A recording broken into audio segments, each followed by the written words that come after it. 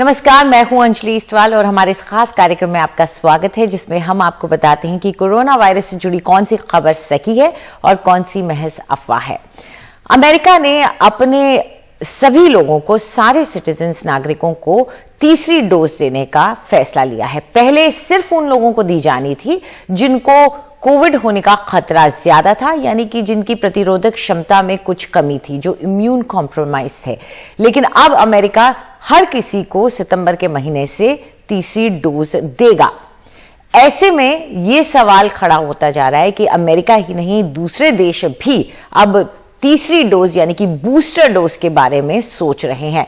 अलग अलग स्टडीज जो आई हैं उसके बाद ऐसा लग रहा है कि कुछ वक्त के बाद एंटीबॉडीज कम हो जाती हैं और उनको एक बार फिर से बढ़ाने के लिए बूस्टर डोज की जरूरत है। तो ये बूस्टर डोज कितना जरूरी है, इसके बारे में चर्चा करने के लिए हमारे साथ जुड़ गई हैं डॉक्टर तृप्ति गिलाडा। शुक्रिया डॉक्टर तृप्ति।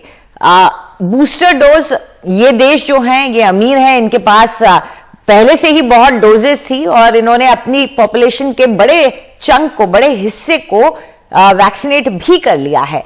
लेकिन फिर भी बूस्टर डोज का दिया जाना, क्या अब तक जो एविडेंस आ रहा है उसके मुताबिक आपकी क्या राय है? क्या ये एक सही फैसला है? तो जो एविडेंस बूस्टर डोज का आया है वो मॉडर्ना और फाइजर वैक्सीन के लिए आया है। इन पे स्टडी की गई है और इनमें पाया गया है कि सेकेंड डोज के 8 महीने बाद उनको एंटीबॉडी लेवल्स कुछ कम मिले हैं और ये एंटीबॉडी लेवल्स कम होने का ये असर उनको दिखा है कि हो सकता है थोड़ा सिवियरिटी इन्फेक्शन की बढ़ जाए। पर ये डेटा हमारे पास कोविशील्ड या कोवैक्सिन का नहीं है। क्या इन वैक्सीन में बूस्टर डोज की जरूरत होगी, कितने समय बाद होगी, ये डेटा अवेलेबल नहीं है। तो सिर्फ ये देखकर कि यूएस ने बूस्टर डोज चालू कर दिया है, बस उसी बेसिस पे हम प्लान्स बनाए, वो थोड़ा गलत होगा, क्योंकि हमें ये समझना जरूरी है कि हमारे सिर्फ 9.5% पॉपुलेशन फुल्ली वैक्सीनेटेड है। तो अभी तो हमें पूरा 90% पॉपुलेशन कवर करना है फर्स्ट 2 डोजेस से। इस स्टेट में हमको थर्ड डोज की बात करना बहुत जल्दी है। ये हम आई थिंक बूस्टर डोज की बात सिर्फ 2022 में कर पाएंगे, जब हमारा बड़ा चंक ऑफ पॉपुलेशन 2 डोज से वैक्सीनेट हो चुका हो। बिल्कुल, भारत के लिए एक मुश्किल काम है जरूर जो आप कह रही हैं, लेकिन चलिए इसको एक साइंटिफिक तरीके से ही अगर इसके बारे में सोचें, बूस्टर डोज लोगों को थोड़ा समझा दीजिए, होता क्या है, किस तरह की वैक्सीन या किस तरह की बीमारियों में इसकी जरूरत पड़ती है और क्यों पड़ती है? तो ऐसे होता है, जब वैक्सीन दी जाती है किसी को, उस वैक्सीन के खिलाफ एंटीबॉडीज बनती है और ये एंटीबॉडीज जो है वो वायरस पे भी काम करती है। कुछ बीमारियों में जो एंटीबॉडीज बन जाती है वो लाइफ लॉन्ग चलती है, जैसे हेपेटाइटिस बी समझ लो, या इवन पोलियो। पर कुछ बीमारियां हैं जिनमें एंटीबॉडी लेवल्स गिरते हैं। एक दूसरी चीज कभी कभी हो सकती है कि वायरस अपना रूप बदलती है, जैसे नया स्ट्रेन आता है या नया वेरिएंट आता है, और हो सकता है जो पिछले एंटीबॉडीज बने हो वो नए वेरिएंट के लिए उतने ही इफेक्टिव नहीं हो। जब ऐसे टाइप के वायरस होते हैं तब उनमें बूस्टर की जरूरत होती है। तो जैसे फ्लू वायरस है, फ्लू वायरस में हर साल स्ट्रेन बदलता है, तो हर साल एक डोज लेना पड़ता है। कोविड वायरस फ्लू वायरस जितना इतने तेजी से तो नहीं चेंज होता, पर जी हाँ, इसमें वेरिएंट्स पाए गए हैं। फॉर्चुनेटली जो अभी फिलहाल जो वेरिएंट्स इंडिया में हैं उनके खिलाफ जो हमारा पिछला कोविशील्ड या कोवैक्सिन का जो करंट है फॉर्म, वो काम कर रहा है। पर कोई कारण अगर फ्यूचर में ऐसे हो कि कोई नया वेरिएंट आए, तो हर वैक्सीन को थोड़ा सा बदलना होगा। उसको हम बोलते हैं वैक्सीन ट्विकिंग, जहां हम वैक्सीन का थोड़ा सा फॉर्मुलेशन बदल देते हैं, और वो सिर्फ कोविशील्ड कोवैक्सिन में नहीं, कोई भी वैक्सीन है, मॉडर्ना, फाइजर, हर वैक्सीन को थोड़ा सा ऑल्टर करके उसका बूस्टर दिया जाएगा। जी, चलिए हमारे साथ डॉक्टर अरविंदर सिंह सोइन भी जुड़ गए हैं, जो कि चेयरमैन है मेदांता लिवर ट्रांसप्लांट इंस्टीट्यूट के। डॉक्टर सिंह, आपसे जानना चाहेंगे कि जैसे तृप्ति और हम बात कर रहे थे कि इतना तो साफ है कि भारत में अभी जब पहली डोज नहीं लगी है, तो ऐसे में बूस्टर डोज की बात करना शायद वाजिब नहीं होगा। लेकिन अगर हम साइंटिफिकली इसको देखें तो जो लोग शुरुआत में खासतौर पे जो फ्रंटलाइन वर्कर्स थे या जो स्वास्थ्य कर्मी थे उनको जब 2 डोजेस लग चुकी हैं, काफी पहले लग चुकी हैं, तो आज थोड़ी चिंता उनकी हो जाती है कि उनके एंटीबॉडी लेवल्स अब शायद गिरने लग गए होंगे। देखिए, सबसे पहले तो यह है कि अभी जिसको हम बोलते हैं रियल वर्ल्ड डेटा, वो उपलब्ध नहीं है कि जिनको 2 डोजेस लगे हैं और जिनके 4, 5, 6 महीने हो गए दूसरी डोज लगे, क्या एक्चुअली उनको इन्फेक्शन का ज्यादा रिस्क है, ये डेटा नहीं है। The only data we have is antibody data. Antibody data मतलब कि एंटीबॉडी लेवल्स 2 महीने के बाद इतने थे और 4 महीने के बाद थोड़े कम हो रहे हैं।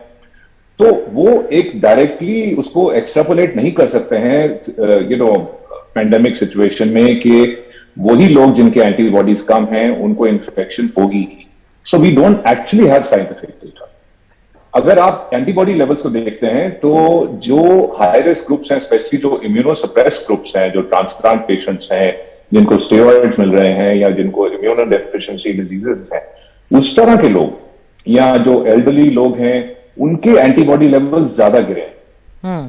तो अगर कोई ग्रुप को 3rd डोज मिलना चाहिए तो पहले उन ग्रुप को मिलना चाहिए। ये आपकी बात सही है कि हेल्थ केयर वर्कर्स को सबसे पहले वैक्सीनेशन मिले थे और कुछ हेल्थ केयर वर्कर्स इंडिया में हैं जिनको 6-7 महीने हो गए इंजेक्शन लगे। तो आई थिंक बिकॉज हमारा मिडवे एक प्लान चेंज हुआ था, उसमें 8 to 12 वीक्स और फिर 12 to 16 वीक्स कोविशील्ड हो गया था। तो जिन लोगों को 6 महीने से ऊपर हो गए हैं उनका नंबर भी पहले आना चाहिए। लेकिन ये थ्योरेटिकल है।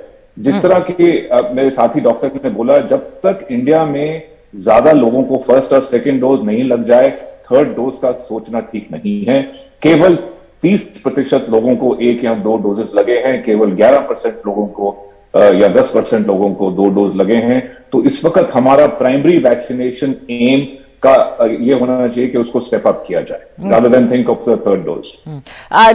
डॉक्टर सोनाई, एक वजह शायद बाहर के देशों में इस बूस्टर डोज के बारे में ज्यादा सीरियसली, ज्यादा गंभीरता से सोचने की शायद ये भी रही कि डेल्टा का वेरिएंट जब वहां गया है, वहां उससे चिंता बढ़ गई, जो कि एक तरह से देखें तो हम लोगों ने उस वेव को राइड ऑफ कर दिया है। और शायद काफी लोगों में उसी स्ट्रेन की भी, जरूरी नहीं है क्योंकि जीनोम सीक्वेंसिंग के बगैर नहीं कह सकते, बट काफी लोगों में उसकी एंटीबॉडी हो भारत में। लेकिन बाहर के देशों के लिए ये बहुत चिंताजनक रहा जब डेल्टा उनके पास पहुंचा। ये आपकी बात ठीक है कि डेल्टा वेरिएंट जो है वो एक तरह से वैक्सीन के लिए और इवन जो एंटीबॉडीज बनी हैं ट्रीटमेंट के लिए उनसे ज्यादा रेजिस्टेंट है। लेकिन फिर भी ये तय है कि इवन यूएस में, यूके में 3rd वेव आई है, 4th वेव आई है, लेकिन उनमें जो हॉस्पिटलाइजेशन रेट्स हैं और जो डेथ रेट्स हैं वो केवल उनमें ज्यादा हैं जिनका वैक्सीनेशन नहीं हुआ है। जो फुली वैक्सीनेटेड लोग हैं उनके अंदर सिवियर डिजीज और डेथ रेट अभी भी कम है, इवन विद डेल्टा वायरस। सो हमें ये देखना है कि हमारे 2nd वेव में probably what you're saying is right कि हमारे बहुत सारे लोग अफेक्ट हुए, इसलिए हमें अभी तक 3rd वेव देखने को नहीं मिला है, होपफुली कभी नहीं मिलेगा। लेकिन हो सकता है कि जितने नंबर्स हम सोचते थे उससे कहीं ज्यादा इन्फेक्ट ऑलरेडी हो चुके हैं और इम्यूनिटी बना चुके हैं। We can only hope for that. बिल्कुल। जाते जाते डॉक्टर गिलाडा, आपसे जानना चाहेंगे कि बूस्टर डोज का जो एक शगुफा है जिसके बारे में हम बात भी कर रहे थे, उसको अगर एक तरफ कर दें तो अब जो स्थिति चल रही है वैक्सीनेशन की, क्या हम उम्मीद कर सकते हैं कि दिसंबर तक एक बड़ी पॉपुलेशन वैक्सीनेट हो जाएगी और हम तीसरी वेव को दूर रख पाएंगे? तो अभी भी जो हमारी स्पीड है उस स्पीड से हम कोई बहुत बड़े पॉपुलेशन को वैक्सीनेट नहीं कर पाएंगे। हमको वैक्सीनेशन स्पीड रैंप अप करनी होगी। हमारे पास दिसंबर के लिए सिर्फ और 5 महीने हैं और हम सिर्फ 10% पे हैं। हम पिछले 6 महीने से 10% पे तक ही पहुंच पाए। हमको एटलीस्ट 40-50% पॉपुलेशन वैक्सीनेट करनी होगी और अभी जो न्यू वैक्सीन अवेलेबल हुए हैं उनके साथ हो सकता है हमारे पास वैक्सीन शॉर्टेज का इतना प्रॉब्लम ना हो और हम वो नंबर रीच कर पाए। जी, उम्मीद यही करते हैं कि उत्पादन बढ़ेगा, नई वैक्सीन आएंगी और सबको कम से कम पहला डोज मिल जाए, क्योंकि जब तक पहला डोज नहीं मिलता तब तक बूस्टर डोज के बारे में बात करना बेमानी है। शुक्रिया आप दोनों हमारे साथ जुड़े, उसके लिए बहुत बहुत शुक्रिया। फिलहाल एक छोटा सा ब्रेक लेंगे और ब्रेक के बाद देखिए एनडीटीवी और गूगल की खास मुहिम वैक्सीनेट इंडिया।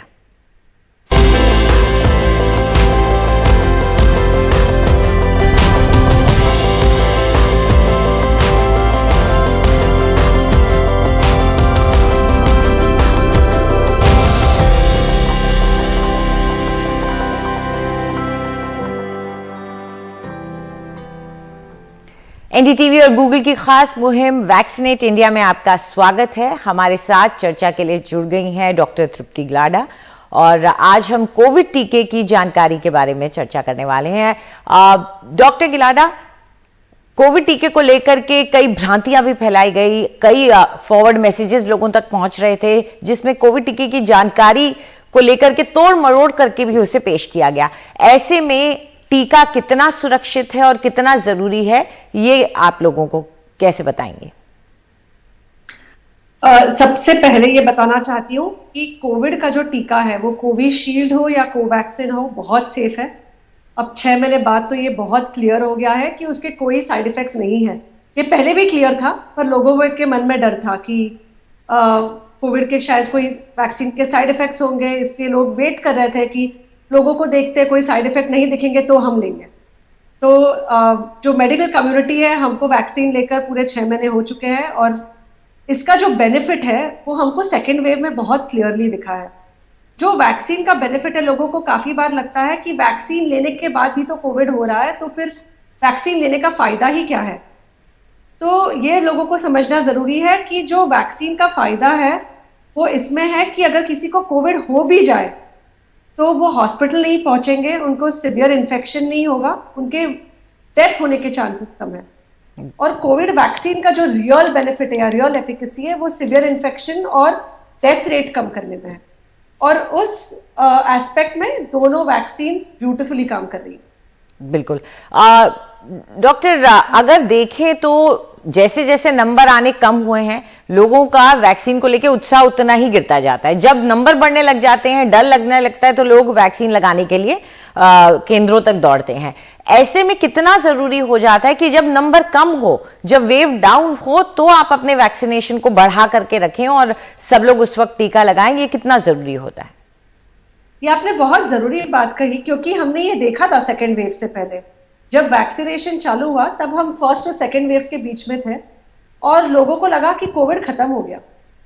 अब हमने ये सेकेंड वेव में देखा कि जब हमने एकदम लल फेज में अगर हम ढीले हो गए तो सेकेंड वेव आता है। वो ढीलापन वैक्सीनेशन में हो, वो ढीलापन मास्किंग में हो, वो ढीलापन बाकी सब प्रिकॉशंस में हो, और ये सब प्रिकॉशंस में आपको दिखेगा कि हम थोड़े ढीले हो गए हैं। सेकेंड वेव बहुत खतरनाक था। बहुत सारे लोगों ने अपने परिवार वालों में, किसी में या दोस्तों में किसी न किसी को कुछ सिवियर हुआ है या डेथ हुई है। पर पब्लिक मेमोरी इतनी शॉर्ट हो गई है कि जैसे ही सेकेंड वेव खत्म होने का समय आ गया है, लोग वापस उसी इररिस्पॉन्सिबल बिहेवियर में। तो ये जो लल है, हम चाहते हैं कि ये लल में हम जितने मैक्सिमम लोगों को वैक्सीनेट कर सके वो सबसे ज्यादा जरूरी है। क्योंकि कोई कारण अगर थर्ड वेव आता भी है तो हमें पता है कि नंबर्स अगर ज्यादा होंगे फिर भी हमारे हॉस्पिटल्स नहीं फुल होंगे, और वो सबसे बुरी चीज थी सेकेंड वेव में, जहां हॉस्पिटल्स फुल हो गए। जी बिल्कुल। डॉक्टर, जाते जाते आपसे ये जानना चाहेंगे कि इस टीके को लगवाने वाले जो अब लगवाना चाह रहे हैं, उनके लिए आपकी क्या सलाह रहेगी? किस बातों का ध्यान रखें जब वो टीका लगवाने जाएं? लोगों के मन में है कि अगर कोई बीमारी है तो टीका लेना चाहिए या नहीं। ये बताना चाहती हूँ कि अगर आपको कोई पहले से बीमारी है, डायबिटीज, ब्लड प्रेशर, किडनी, आपको वैक्सीन पहले लेनी चाहिए। So definitely take your vaccine. Vaccine के 1-2 दिन या 3 दिन तक हल्का बुखार या बॉडी एक होगा, जो साधारण पैरासिटामोल से ठीक हो जाता है जी। तो वो मामूली से साइड इफेक्ट के डर से आप वैक्सीन ना लो, ऐसे बिल्कुल मत करना। और वैक्सीन के वो बुखार वगैरह छोड़कर कोई और मेजर साइड इफेक्ट नहीं है, जो है वो सिर्फ बेनिफिट ही है। बिल्कुल बिल्कुल। शुक्रिया डॉक्टर गिलाडा हमारे साथ जुड़ने के लिए और ये अहम जानकारियां साझा करने के लिए। उम्मीद करते हैं आप सब अपना टीका जरूर लगवाएंगे। अगर आपका दूसरा डोज भी ड्यू है तो जरूर जाएं, देरी न करें। फिलहाल हमारे आज के कार्यक्रम में इतना ही। नमस्कार।